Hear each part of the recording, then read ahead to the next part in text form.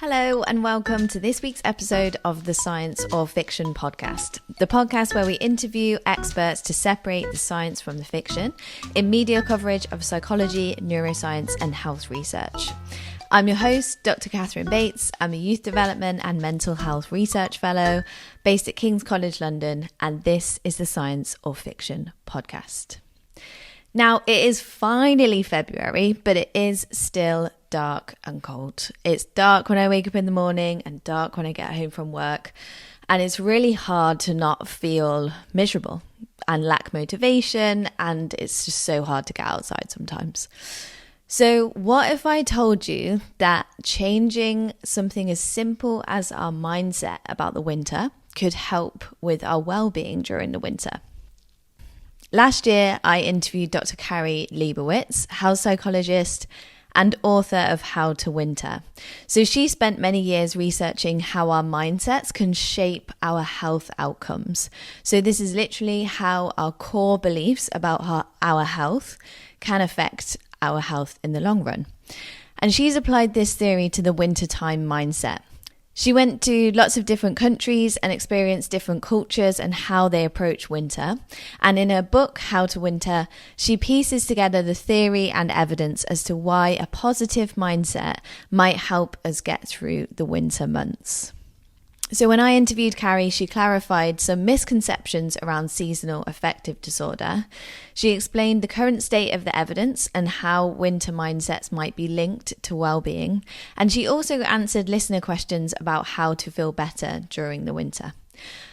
In this episode and in her book, Carrie is really transparent about what the evidence shows and what it doesn't, which is really nice to hear.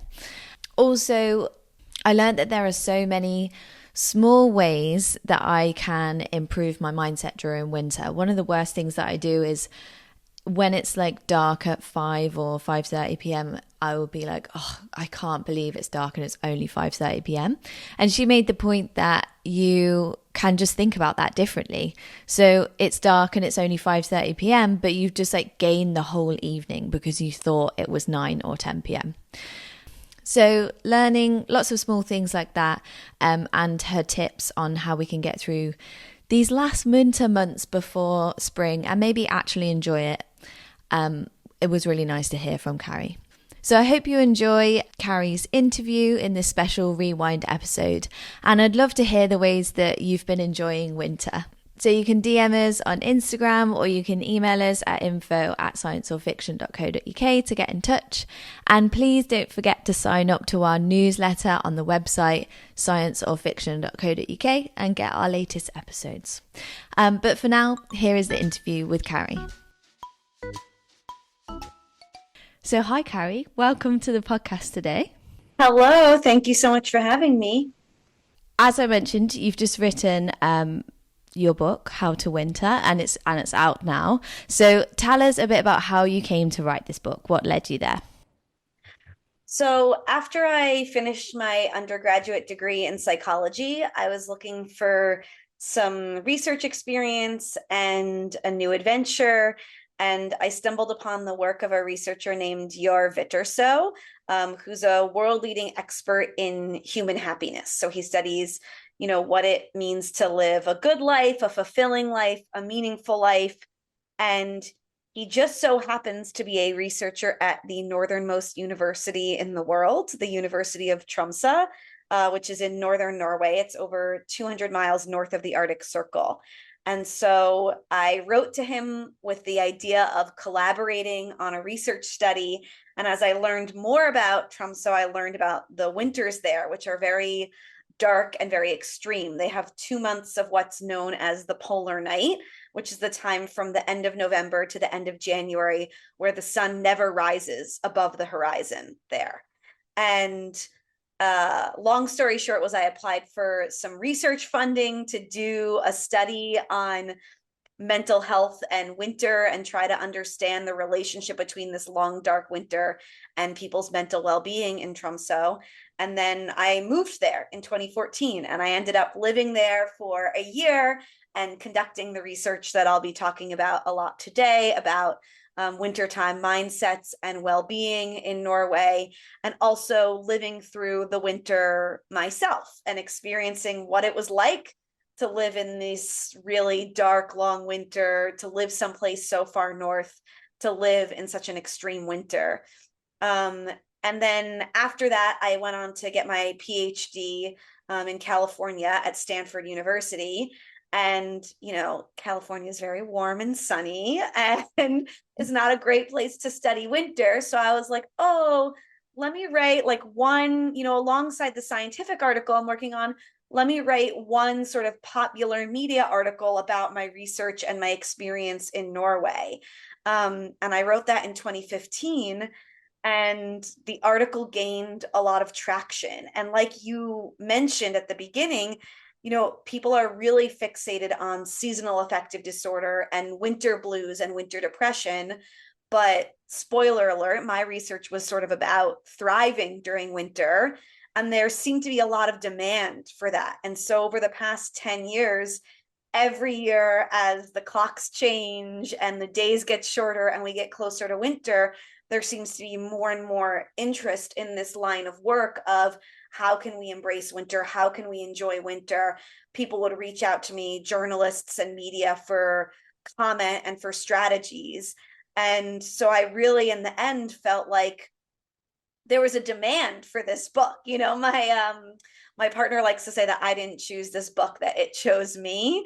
And that really it seemed like a place to combine my psychological expertise on the power of mindset and apply it to something that a lot of people around the world seem to struggle with, which is how to feel good in winter. Yeah, that's so exciting. And it is really like, it's such a good point of like every time like the autumn begins, like the clocks go back, there's all of these like, I don't know, visual, experiential cues that happen every single year. So it's like a conversation that we're always having. And it's kind of not surprising that we have these like ideas around it, because we talk so much about it and it really like affects all of us. Yeah. And I think, it's really interesting to be on a podcast that is really examining like science versus media, because I think the media really has in the past perpetuated this narrative that winter is inherently depressing. And there's all these articles warning people about seasonal affective disorder and winter depression and telling you how to prepare for winter. And it really, I think, both reflects, but also in some ways shapes and creates this cultural narrative around winter of like, watch out, you better brace yourself, be careful. And I think it is something that's on our minds when the clocks are going back, but the media coverage of it almost seems to be disproportional to, what's actually happening for most people in the world. And not to go off on too much of a tangent, but it's even more extreme than that now with like influencers and social media. Because a few days ago I saw a reel on Instagram that was from someone that was claiming a sad lamp would fix the snooze button in your brain. And it had been seen by like 500,000, that had like 500,000 views, that video. So anyway, yeah, it's everywhere. We can't avoid it. But yeah, back to mindsets. So let's define like what a mindset is, what wintertime mindsets are, and briefly, I guess, what does the evidence show about wintertime mindsets before we get into an example of one of your research papers?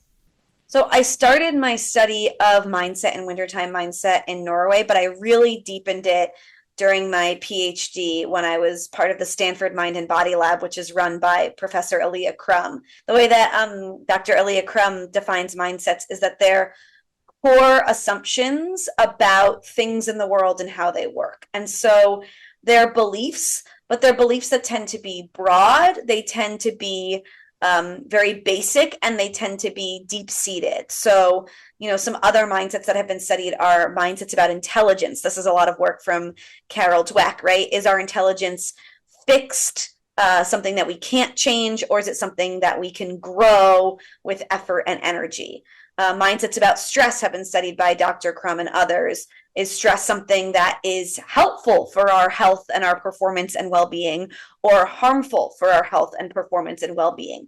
So there are these sort of simplified beliefs about things that affect us very broadly. And so when we're talking about mindsets about winter, I think that the most basic way to summarize them is really this idea of, is winter limiting? Is it a dreadful time of year when you can't do a lot? Or is winter full of opportunity? Is it a time of year that is delightful to look forward to?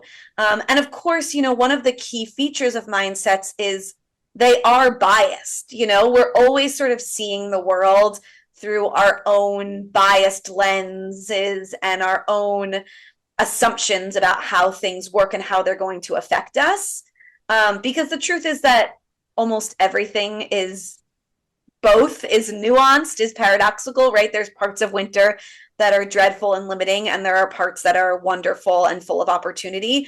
But the idea is that, where we sort of lie on this spectrum between one end and the other is going to influence us in meaningful ways whenever we encounter this thing that we have this mindset about. So in the case of winter, it might influence what we notice in the winter time, which might influence how we feel.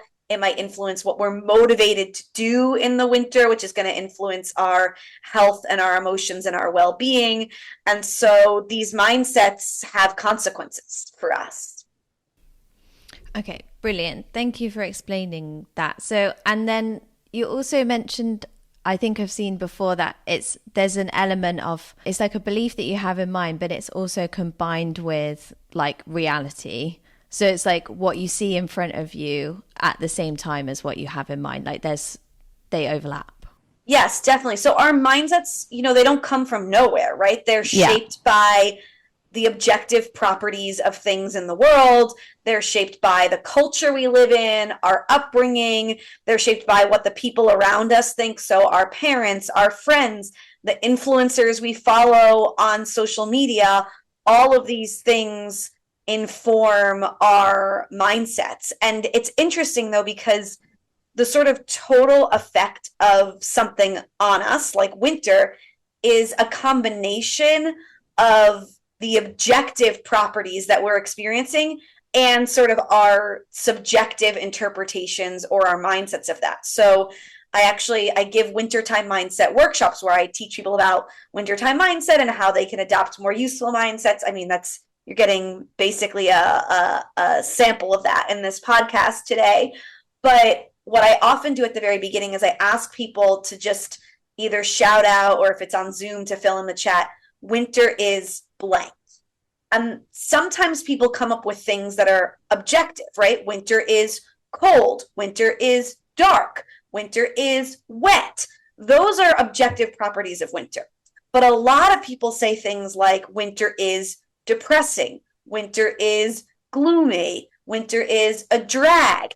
And those are not a reflection of the objective properties of winter. Those are, you take this leap from cold, dark, wet, and make all these negative assumptions, where cold, dark, and wet, as we'll talk about, and a big thing I'm trying to get people to see, can be an opportunity for coziness, or can be relaxing, or can be refreshing, or all of these other different things. And so this is something that Ali Crum in the Stanford Mind and Body Lab talks about a lot, is the intersection between objective properties of things and our mindsets about them. And mindsets can't overpower the objective world, right? You can't be like, I have the mindset that winter is warm and sunny all the time.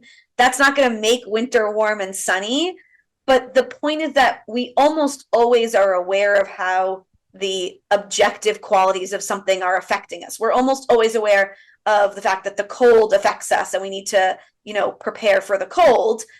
We almost always underestimate the impact of our mindsets, and we are often unaware that our mindsets are even influencing our experience at all. And so as sort of a mindset researcher, my goal is not to have people ignore the, objective circumstances of the world, but to pay more attention to mindsets, which often go overlooked and which we often have more control over than these other objective things. Yeah, so almost be more aware of and be able to reflect on like our mindsets about the objective. So, I mean, I've mentioned it in the intro, we've kind of talked about it already, but we can't really talk about winter and mental health without talking about seasonal affective disorder. Can you kind of explain how the concept of winter mindsets fits or maybe doesn't fit with what we know about SAD or seasonal affective disorder? Seasonal affective disorder is really interesting. And this is actually how I got into the study of winter because, I think there's this huge cultural narrative, as we've mentioned, that SAD is really prevalent, that wintertime depression is a really common phenomenon. It was discovered in the US by a psychologist in the 1980s. And the way that they discovered this was they found that some people who were depressed during the winter responded to light therapy. And so they sort of concluded in a somewhat backwards way that it must be the lack of light causing the depression. And they also found, looking at the US, that within the US, as you go farther north, you get more rates of seasonal affective disorder, you get higher prevalence. And so people living in the northern US are more likely to have seasonal affective disorder than people living in the southern US. Then they went on to speculate that this must be true in the whole world, right? That as you get farther north or farther south and the winters get longer and darker, you must see higher rates of seasonal affective disorder. But the research actually finds that that's not the case. And this is one of the things that really inspired me to do this study in Tromsø, is that in Tromsø, Norway, which experiences 2 months of the polar night each winter, the rates of seasonal affective disorder are about comparable to Maryland in the United States, which is much farther south. And actually, there's not a lot of evidence that people in Norway have higher rates of seasonal affective disorder than people in the US, even though Norway is much farther north. Now there's been a lot of other research in Iceland, in the Netherlands, in other Scandinavian countries that also finds this as well, that actually it's not the case that winter is inherently depressing and that the darkness makes people depressed. So it sort of raises some interesting questions about seasonal affective disorder and what it means. Now, the way that it was originally measured was that it was measured with a scale that looked at how much people change their behavior between the seasons. So when they sleep the most, when they eat the most, when they socialize the most, when they exercise the most, and which seasons they felt the best and worst in. And it sort of declared that if you change your behavior a lot between seasons, then you have seasonal affective disorder. But modern psychologists don't really like this way of diagnosing seasonal affective disorder because, say you live somewhere like Tromsø, where there's a really extreme change between seasons, where you go from 2 months in the summer where the sun doesn't set to 2 months in the winter where the sun doesn't rise. Wouldn't it be normal to change your behavior according to those seasons? Even in London, I think there's 10 hours difference in the light between the summer solstice and the winter solstice. And so to say that we should have the same habits and energy and sleeping and eating despite those changes in external circumstances doesn't really make that much sense to me. So now what most psychologists use is a more clinically rigorous diagnosis, which is in the DSM-5, which is sort of the manual for diagnosing mental health disorders, where you first have to meet the threshold for clinical depression, and then seasonal affective disorder is a subtype of clinical depression. And I think this is really important because the sort of prevalence of the narrative of seasonal affective disorder makes a lot of people think that the threshold is lower than clinical depression. I talk to people all the time who say, oh yeah, I definitely have winter depression. I definitely have seasonal affective disorder. And most of the time, these are not people who would say, oh yeah, I have clinical depression. But actually, you have to have clinical depression to have seasonal affective disorder. And this sort of more modern, updated diagnosis also takes into account this idea that it has to really impair your functioning and it has to cause you a lot of distress. So if you're sleeping way more in the winter and eating different foods and exercising differently and socializing differently, and that feels good to you, that's not a problem. It's really only a problem if you can't function, you can't take care of yourself, you can't meet your responsibilities.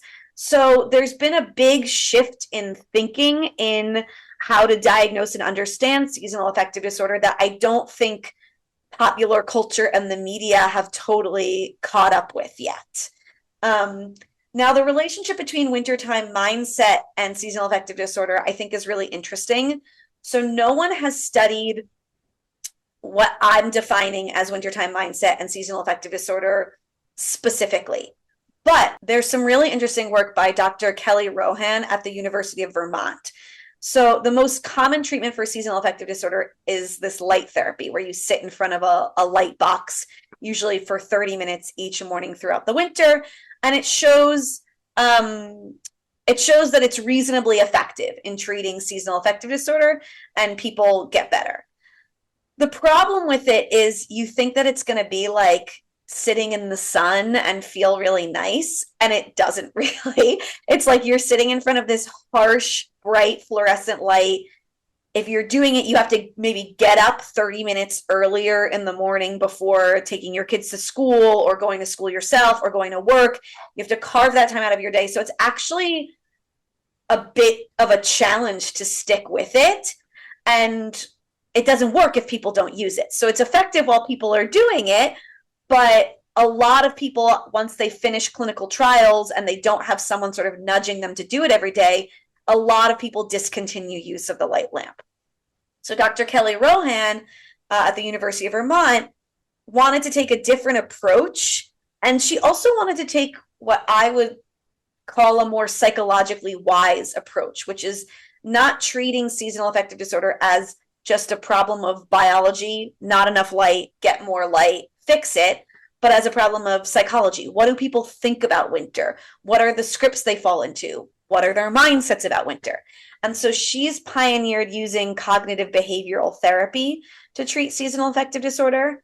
So cognitive behavioral therapy is a popular treatment in psychology where you get patients to sort of question their negative thought patterns and their negative beliefs and to try to interrupt those thought cycles.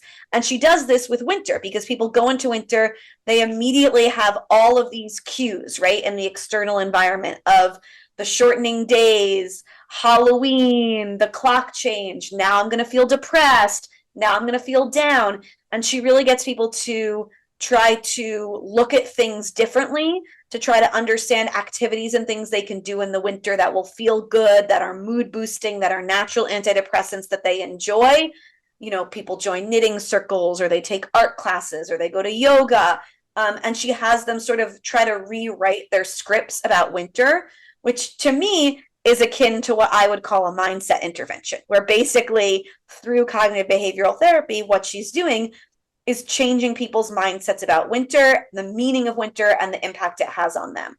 And what she finds is that while patients are in treatment, this CBT is equally effective to light therapy for treating seasonal affective disorder. But once treatment ends, 2 years later, the patients who got the CBT are much less likely to still have seasonal affective disorder than those using the light lamp, because it's changing the way people think about winter and the way they interact with winter, and that's having longer lasting effects. It's planting seeds that continue to grow even after treatment ends. And so it seems to have some benefits as compared with the traditional light therapy. And so for me, that's some sort of adjacent evidence, right? That changing people's mindsets about winter could be effective in treating wintertime depression. That's really helpful. So I guess it makes sense. It's kind of trying to move away a little bit from, I guess, like a medical model of treating depression or mental health, and trying to change the way that we think as well. So multiple components. I've got like an image of one of those memes where someone's like sticking a plaster over like a hole in a dam. That's maybe like what using like a bright light does, but it like, you might like cement the hole in the, I don't know how you fix a hole in a dam, but you might cement it. if you're changing the way you think at the same time. Right. And I also think, I mean, I have some concerns. I mean, part of the reason I went into the history is like I have some concerns with the original conception of seasonal affective disorder and how it was measured and defined. And actually, when you look at studies that use the more rigorous DSM criteria, you find much lower rates of seasonal affective disorder. So I think it's actually a lot less common than it's been portrayed in the past. And I think all these narratives, I think, just perpetuate these unhelpful mindsets about winter that watch out, you're going to be at risk for SAD. And there's so many other mental disorders like eating disorders, I would say, that are more prevalent than seasonal affective disorder that don't get you're not bombarded annually with warnings about how to look out for the signs and how to prevent them and all of these things.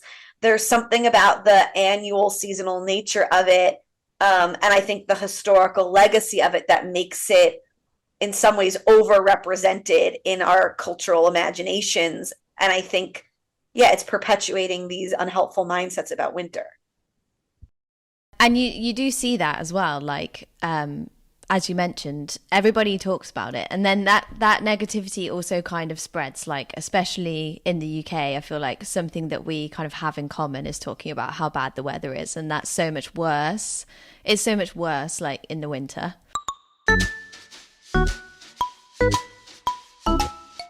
So just while we're on the topic of research, I want to focus on one of your papers. So in each episode, we dive into the research behind the headlines. And this week, we're going to be discussing your article, Winter is Coming, Wintertime Mindset and Wellbeing in Norway. And this was published in 2020 in the International Journal of Wellbeing. So here you studied the relationship between subjective well-being and wintertime mindsets, depending on location, so in different areas of Norway. And the results showed that there was an indirect relationship between subjective well-being and mindsets and location. So can you just tell us kind of what this means? Like, what does the indirect effect show in this context? Right. So the indirect effect was looking specifically at the relationship between location and well-being. So we looked at 3 latitudes in Norway. So we looked at southern Norway, in Oslo, we looked at northern Norway where I was living in Tromsø, and we looked at Svalbard, which is an Arctic island halfway between northern Norway and the North Pole. And these are 3 really interesting locations because Norway is actually extremely tall and skinny. It often gets squished at the top of the map or the globe, but the distance from Oslo to Tromsø is roughly equivalent as the distance from Miami to New York in the United States, so it's quite far. But Tromsø is on the Gulf Stream, and so the average winter temperatures are a little bit warmer than what you would expect. They tend to range in sort of the -5, -10 degrees Celsius, which is it's properly cold, but it's not as cold as you would think maybe for somewhere 200 miles north of the Arctic Circle. And so when you compare southern Norway and northern Norway, one of the main differences you're comparing is light, is Tromsø gets a lot less winter light than Oslo. Svalbard, on the other hand, is more extreme both in terms of light and in terms of temperature. It's much colder, it's much more Arctic, it's much darker than either of these locations. So first, what we found is that as you went farther north, people tended to have a more positive wintertime mindset. So the people living in the most extreme winter in Svalbard had the most positive wintertime mindset. That's most likely because it's probably a self-selecting group. Svalbard is a really remote place, and most people are not born and raised there. And so you probably wouldn't move there if you didn't like the winter. But even if you compare Tromsø versus Oslo, which are relatively similar except in terms of daylight, there's a marginal, it's not significant, but there's a sort of a trending effect where we see that people in Tromsø tend to have a slightly more positive wintertime mindset than people in Oslo. We also found a relationship between wintertime mindset and well-being. So people who had more positive wintertime mindsets in all 3 locations tended to have greater well-being, they had greater life satisfaction, and they experienced more positive emotions. Now, the indirect relationship that we found was that the farther north people lived indirectly influenced their well-being through their wintertime mindset. So if you look, there's no relationship directly with location and well-being. So people who are living farther north are not inherently happier than people living in the south. But if you take their wintertime mindset into account, then people who are living farther north, who have a more positive wintertime mindset, have higher well-being than people who live in the south. And so to me, this is kind of about this idea that, like, if you live in a more wintry place and you have a more positive wintertime mindset, then that wintertime mindset matters even more for your well-being, and the impacts of it are sort of even stronger, where we see that, you know, mindset is helping these people who live farther north experience more life satisfaction, more positive emotions, and fewer negative emotions. Interesting. That's really cool. Thank you for explaining. I guess just because we'd like to kind of talk about the methods a little bit, what would you want to do to confirm these results, or what came next in this research? Because this was one time point, for example, and when we're looking at indirect effects, we would want to test that in a longitudinal sample, so we can tell, for example, which way round it goes. So it could be higher subjective well-being leads to better wintertime mindsets, or it could be better wintertime mindsets leads to higher subjective well-being, or it could be both ways. So I'm just interested to know where this led to. What comes next in the research? You're exactly right. This was a correlational study that I did during sort of like a research year abroad. And so there's lots of limitations of what you can do. So if I were to continue this research, there's a lot of things I would want to do to really understand how far these findings go, right? So one would be sort of a more longitudinal study. This was cross-sectional. We just surveyed people at one time point. So I'd like to see over time, over multiple seasons, over multiple winters, what's the relationship like between wintertime mindset and well-being? But what I'd really like to do is what we call an intervention study, where you try to change someone's mindset and then see if benefits to well-being follow as a result.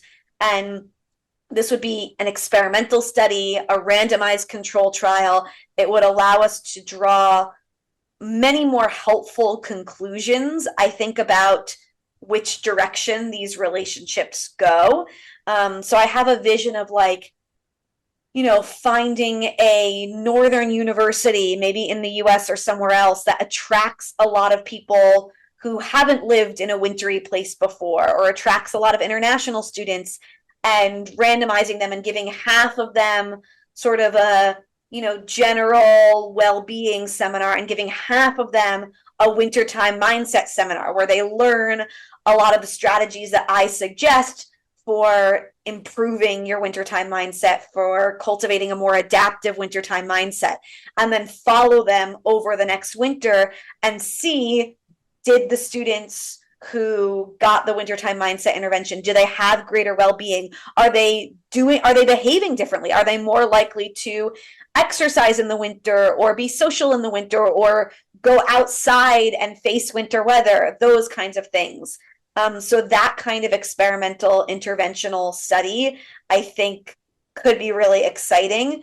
And we know from, you know, my other research and other research by people who study mindset, that when you intervene on these mindsets, benefits to health and well-being often follow. So when you can pinpoint these mindsets that are really useful, and use some of these evidence-based strategies for helping people cultivate more useful mindsets, it tends to improve physical, emotional, and social well-being. And we've seen that in a number of other domains beyond winter, but it hasn't been tested directly in winter yet, unless you count some of the research being done with cognitive behavioral therapy and seasonal affective disorder, which is a kind of wintertime mindset intervention, I would say, Yeah. But perhaps a different one. So if anybody wants to collaborate on this study with me, please reach out. You can find me at carrieleibowitz.com. But no, I think this would be a really fun Yeah. study to do. And the whole book that I wrote is basically designed as a mindset intervention to help people change their mindsets about winter. And so I have a lot of anecdotal reports that it makes a difference for people, but I'd really love to see a study on it and to find time to do that. I think this study that you've published, although it's correlational, one time point that we've talked about, it's still a really important challenge to this narrative that we've been talking about, and like a change in perspective, because there are a lot of misconceptions about, you know, people's mental health that live in really far north or experience like polar night in the winter and things like that. So this is a really important starting point. And like you said, the book might help, might be a bit of a natural experiment. The way that you talk about research in your book is very balanced. And it's clear that, and the way that you've talked about it today, drawing on research from different areas, like, for example, the trials with seasonal affective disorder, it's very clear on what the evidence shows and what it doesn't, whether it's a correlation study, whether the findings have been replicated. So just interested to know why it was important to you to write in this way.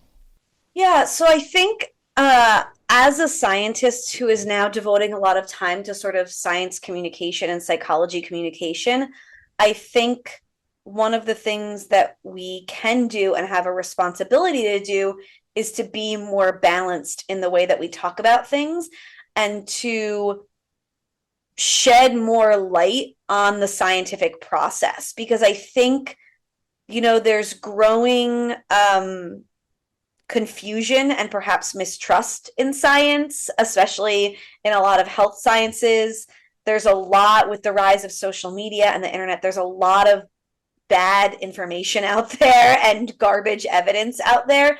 And I think some of that comes from not being forthright with the evidence up front, right? That you hear one study says that coffee is really good for you, and then the next study says that coffee is really bad for you. And so you're like, well, I must not be able to believe any science because it's so contradictory, like it must all be garbage, you know? And I think scientists understand that not all evidence is rated equally, right? I would say my study in Norway was a really great starting point. It was a really great culturally informed way to look at winter a little bit differently. But at the end of the day, it was a, you know, one-time correlational cross-sectional study with less than 300 participants. Like, I wouldn't say it's the strongest evidence in the world, and I want to be upfront about that. But I think also as scientists, we try to look at things holistically and piece together different areas of research to form a narrative. And that was something for me that's really fun about science communication, is you can make some of these logical connections. You can say, okay, this CBT treatment for seasonal affective disorder doesn't use the word mindset. It doesn't say it's a mindset intervention. But if you really look under the hood at what is there and what's in a mindset intervention, you can actually see that these things are quite similar. And so it's very reasonable to use these things as evidence for each other.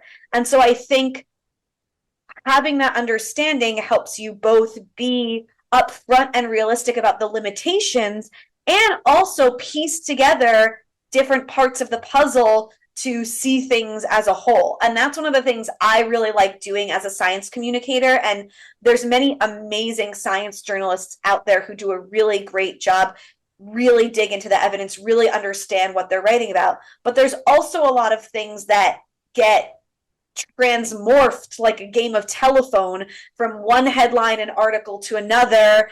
You know, I see people writing about my work and getting it wrong all the time, you know?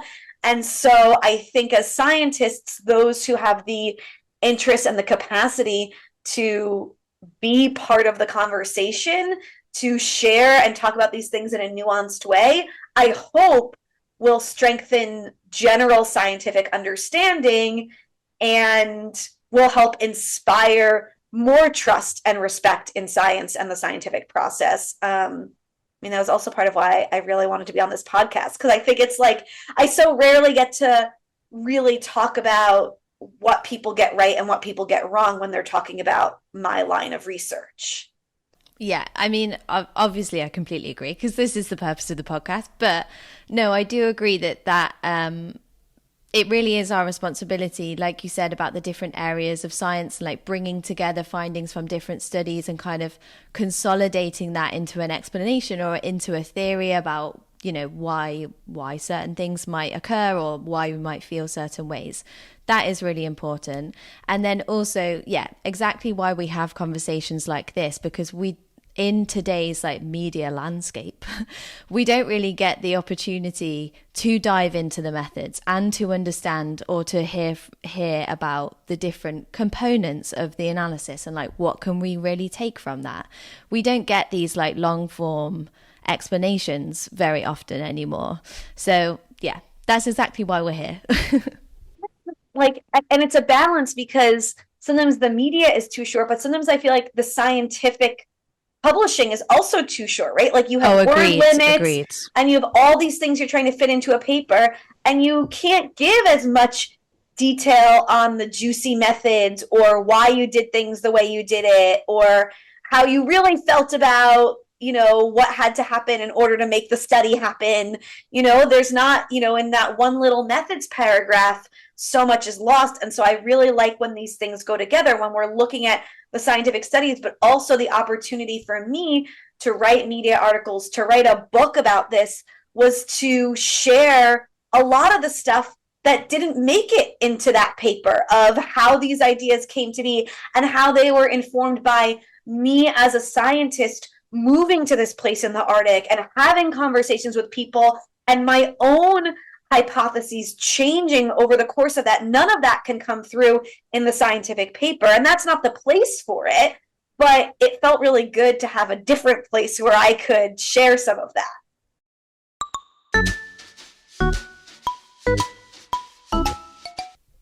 We had some listeners' questions, so I posted on Instagram that I was going to be interviewing you and had some listeners send in questions.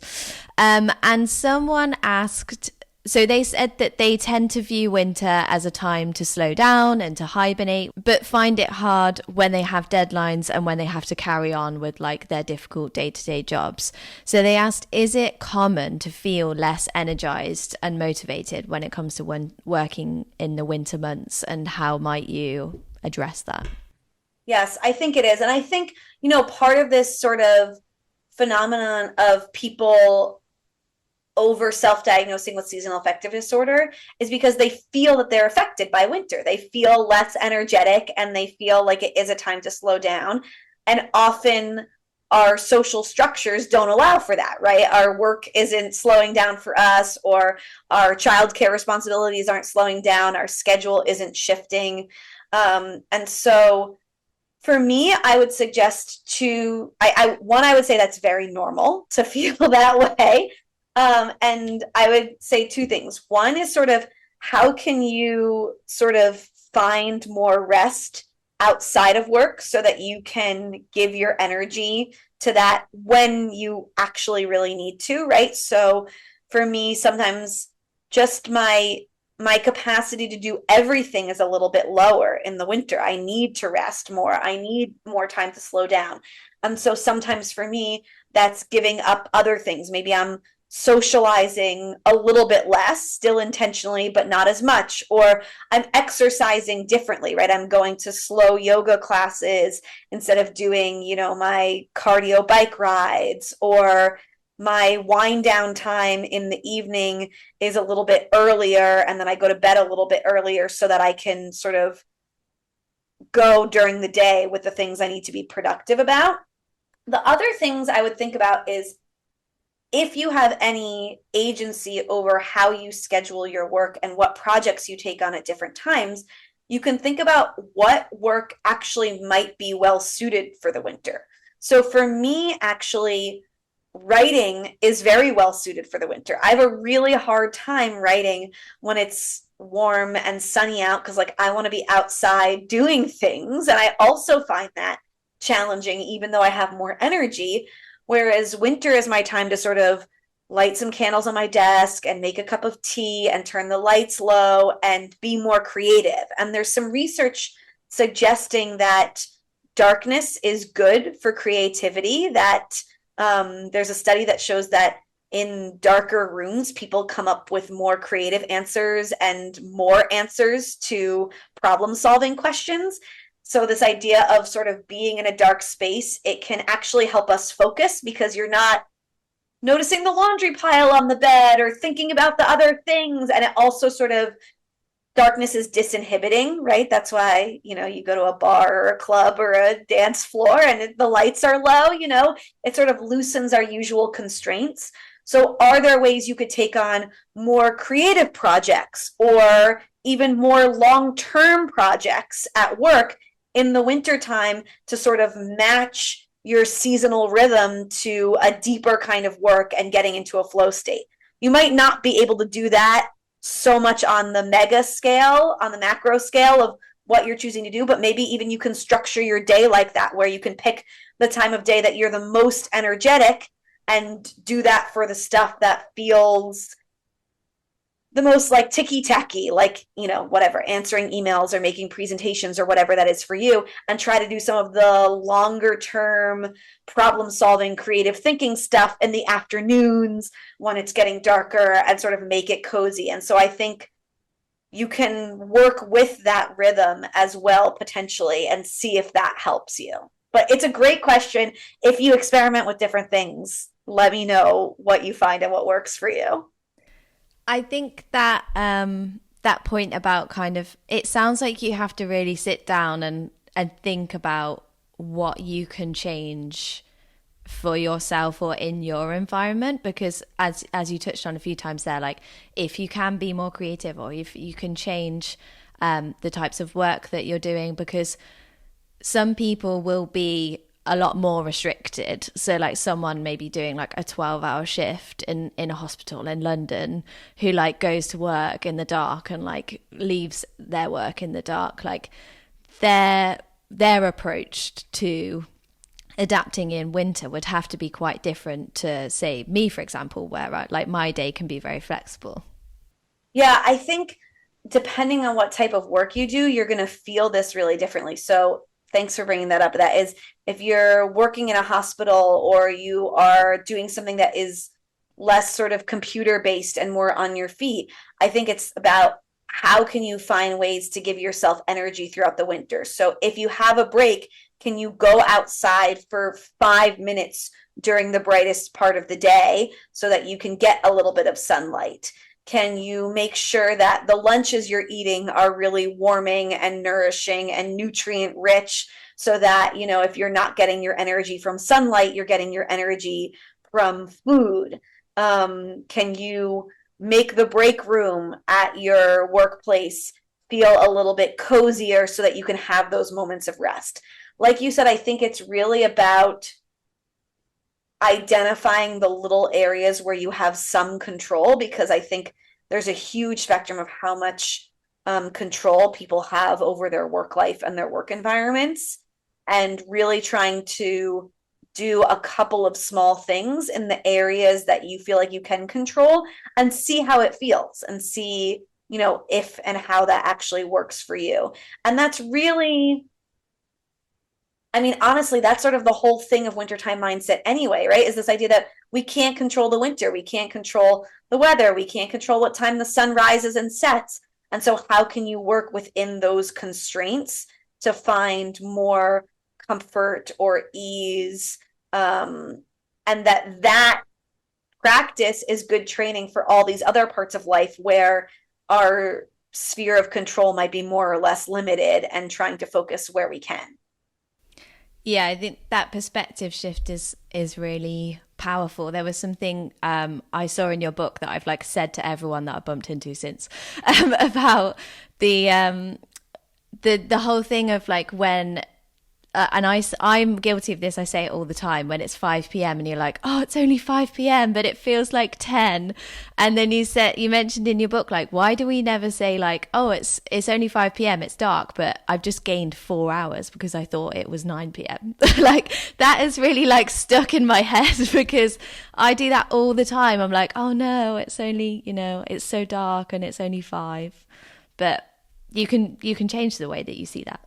Yeah, I think it being earlier than you thought is really a gift for me. I'm always running Yeah. late for things. So it being earlier than I thought is like, oh yeah, what am I going to do with all this extra time? Yeah. I've also been doing a little experiment. Little experiments since I started reading your book with like trying to notice things more, take photos of, the trees changing, whatever. And then one thing I've done is like slept in. I really resonate with this more sleep thing. I really enjoy sleep, especially in the winter. And I've been, getting up half an hour later or like on a weekday, and I just feel so much better. It's like guilt-free. I'm like, it's the winter, I need to rest, and I feel a lot better. So great. And actually, there's some evidence. There's one study that found people with sleep disorders slept a half hour more. I think I'd have to check. I think it was non-REM, which is the deepest kind of sleep, had half an hour more of that in the winter than in the summer. And that was people with sleep disorders. Like a bunch of those people had insomnia. So like, Wow. people without sleep disorders, like there might need to be more sleep in the winter. And like I think we really beat ourselves up for feeling more tired in the winter and feel like, what's wrong with me? Like, why can't I get up when I normally get up? But if you look at the natural world, every other living thing on earth, plant or animal, is changing its behavior in winter, is slowing down, is resting more. So if you have any agency to do that, whether that's going to bed earlier or getting up a little later or sleeping a little later on the weekends or taking an extra 10 minutes in your bath or shower or whatever, wherever you can find that like extra rest time in the winter, I think seeing that as natural and healthy and adaptive is really powerful. So we have talked about strategies throughout, I guess, but I'm really interested to know like what are some of your favorite strategies for enjoying winter?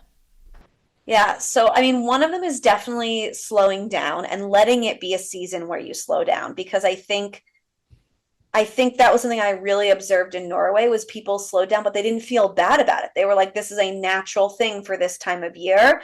And I had always experienced that slowing down as like a problem, as something that was wrong with me. And now I see it as like a more seasonal living. So I think that is one of my favorite strategies.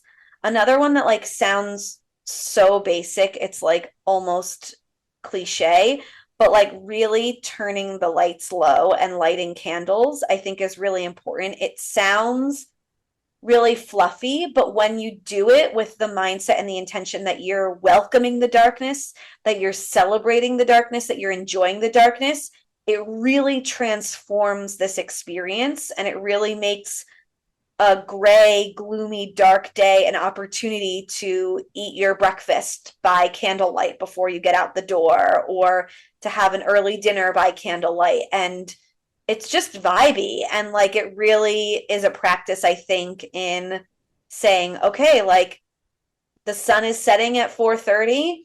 All right, what is that an opportunity for? You can't have candlelit dinner in the summer when the sun is setting late. So I think that is really powerful. One that is not my favorite because I also find it challenging, but I think is the most transformative is to bundle up and get outside for a little bit almost every day in all weather.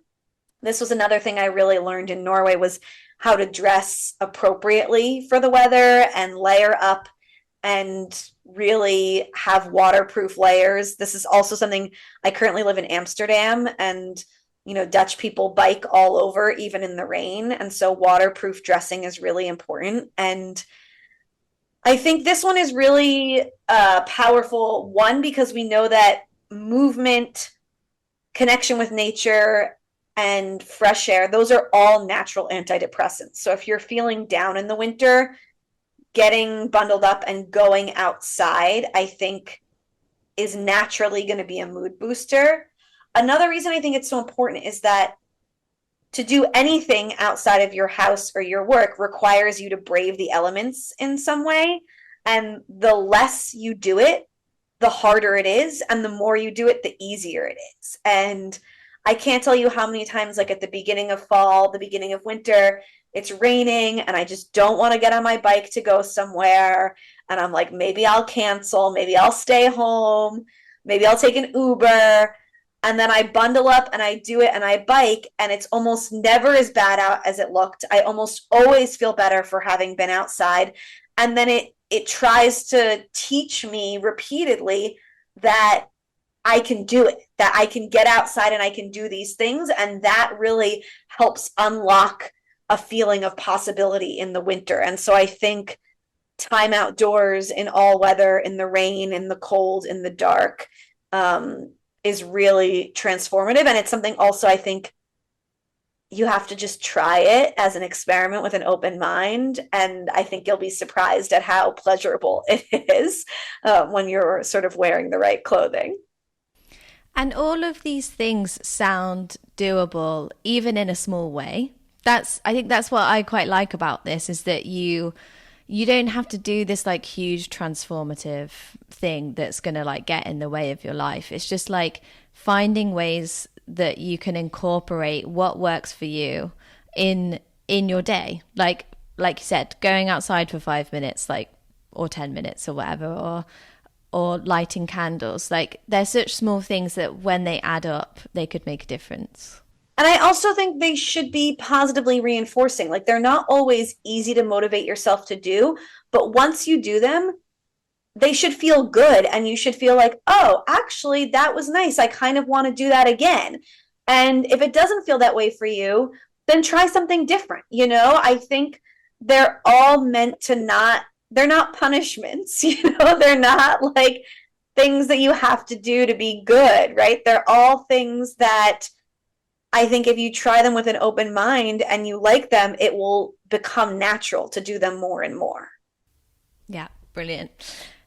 Thank you so much for coming on to the podcast today and just explaining your research so clearly, walking us through the strategies. We've got like lots of things to take away. I really enjoyed talking about it.